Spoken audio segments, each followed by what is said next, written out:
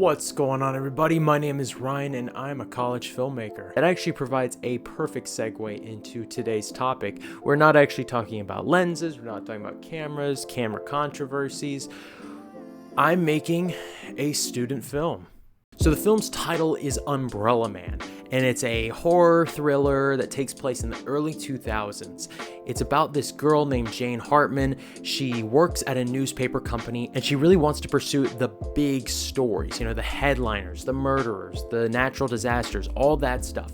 But she feels like she's been relegated to the back office where she works on these measly local newspaper stories that no one reads. That is until one day she starts down the trail of the Umbrella Man. And he's called that because he only hunts during thunderstorms. He's almost like an urban legend in their town. He has killed several people during these storms at night, and because of the rain, it washes away all of the evidence, leaving nothing for the police to find. So she's pursuing this almost mythical figure at the detriment of her actual work, and this leads to a lot of tension with her boss, with her friends, and she develops this really bad obsession with the story until eventually her obsession brings her face to face with the killer himself. Who knows how that's gonna go? I mean, my money's on the Umbrella Man, to be honest.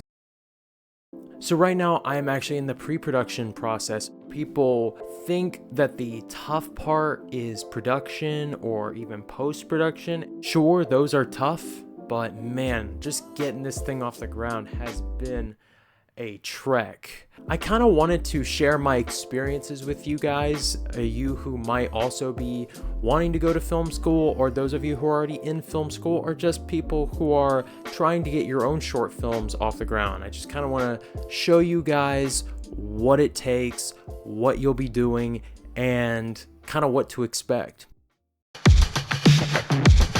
So the first thing that kind of leapt out at me was finding crew is actually not the hardest part. I thought for a long time that finding people who would be willing to work on your project for, less than the going rate would be impossible. But thankfully, due to kind of the networking that I've been able to do over the last couple years, just doing a gig here with my friend Sean Henderson, or working on a short film here with my friend Jason Dole, I was able to get both a gaffer and an AD out of those relationships. And not even to mention, my DP is also my housemate.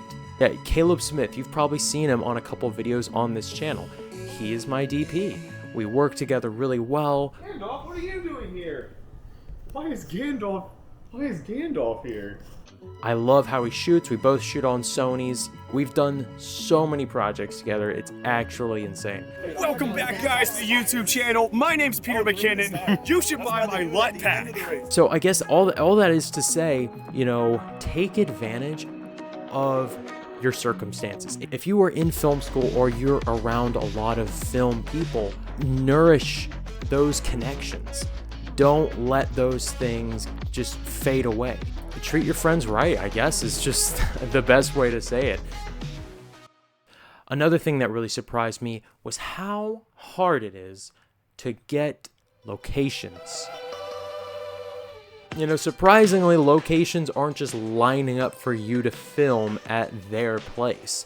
They usually have some standards for who they let in to, just drag in a bunch of equipment that could potentially scratch their floors or bust a window or, just cause a ruckus. When you live in a city with a lot of other student filmmakers and just filmmakers in general, you will often come across a location that you really want to shoot at, but they won't let you shoot there because they've been burned by somebody else in the past. So, got to be careful with that. You guys should definitely treat your locations right, okay? You don't know who may also want to use that location after you. But yeah, basically location is the rule of the day. You worry about lenses, you worry about lighting, but if your location doesn't fit the vibe of your film, if it doesn't look great, it can take the production value from up to here down to here. For this film especially, locations matter. The movie is set in the early 2000s in a newspaper company. And so we really needed a place that just kind of gave you that almost backrooms aesthetic. And because of that, we can't just go to some clinically clean, modern looking office. It doesn't work. It doesn't matter how good your camera is. I mean, on this project, we're going to be using a V-Raptor X.